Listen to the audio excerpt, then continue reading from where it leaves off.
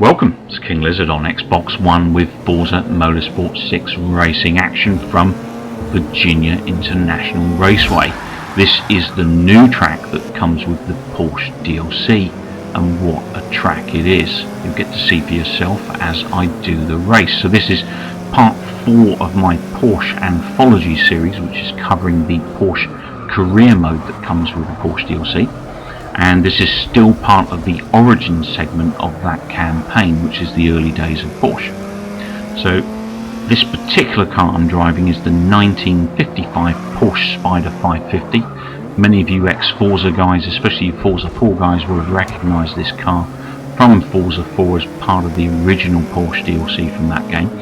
And this car in Forza 6 is a D330 class vehicle, has a speed of 5.3, a handling of 4.6, acceleration of 6.2 and braking of 4.2.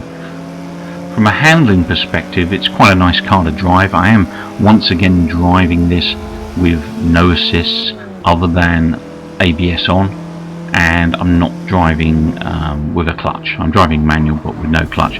Other than that, everything else is off. I'm getting 69% bonus per race. So I'm racing up against professional difficulty AI here. There's only one other hardness higher than this, and that's unbeatable. Right now, with manual and stuff, I'm finding it too hard to play unbeatable, so I'm using the Pro. Once I get used to Pro and I start to win a lot more regular, then I'll probably switch up to the next, well, then I will switch up to the next level. But for now, Pro is difficult enough. I do find it 50% of the time quite hard to win a race in Pro. I'm wondering whether me not having a clutch is part of that problem as to why I can't get on with the unbeatable AI. But for now, I can't get my head around that config at the moment, so I'm going to stick with my gearing, or manual gearing as I have it at the moment, because it's working for me. So coming up to the last few corners before we get into lap 2. Now, it's quite a nice track, this Virginia Raceway. Really beautiful looking track. It's also got some seriously long straights which are fantastic for getting some phenomenal speeds up, and there are the odd corners here and there, but they're generally quite relaxed corners and you can still maintain a pretty good speed in general. So it's quite an exciting addition to Forza 6, and I think it suits the game really well. So into lap 2 here, and that first place car is blowing me away on the straight here. Hoping I can catch him up on some of these technical sections, which I've made good ground up there. I think obviously I braked quite late and he didn't. The rest of the field is a good, almost a good corner away, to be honest. I've got quite a good lead here, this first place and second place, so see if I can reel this guy in and get myself a win. Snuck in, oh, that was very close. I didn't mean to clip that car. That got a bit naughty. That looks like a Ferrari California. It is a Ferrari California, I'm certain. So another one of my favourite open-top cars in the game. A very expensive car though. Back in the old days, that used to be a 3 million credit car. One chap once actually sent me a 3 million car, California, in Forza 4. Just as a thank you for me sending him, I think it was about 10 or 15 of my tunes that I set up, because he was having problems with them. So I gave him some advice on tuning and stuff and sent him some of my own tunes and told him what I did in them so that he could try and replicate it and learn himself. And he sent me a Ferrari California as a big thank you, which was really nice. I wasn't expecting that, but it's generally quite a nice community. Most of the regular Forza players are generally quite friendly and will talk to you and give you advice and stuff. Unfortunately, there is another segment of the community that basically likes to smash the crap out of you and knock you off track, as I found out in the current league racing for Lamborghini last night. Absolute nightmare.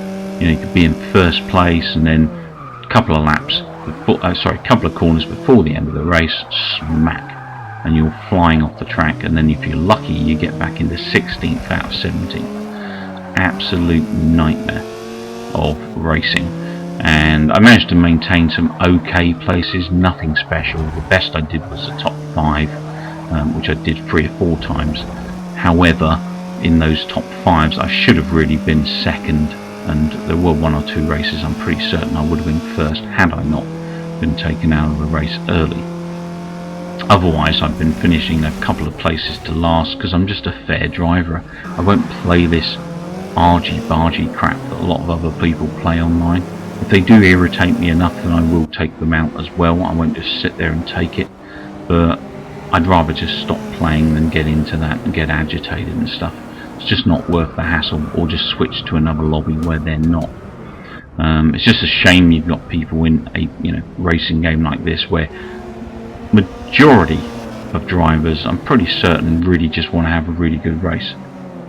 And to me, part of having a really good race, I don't care if I come first, or second, or third, or even further back in the field, as long as I had a good hard race. If I got beaten, so what? At the end of the day, I want a good racing experience. I want people to challenge me. If I won every race, it wouldn't be any fun. It would be pretty boring, right?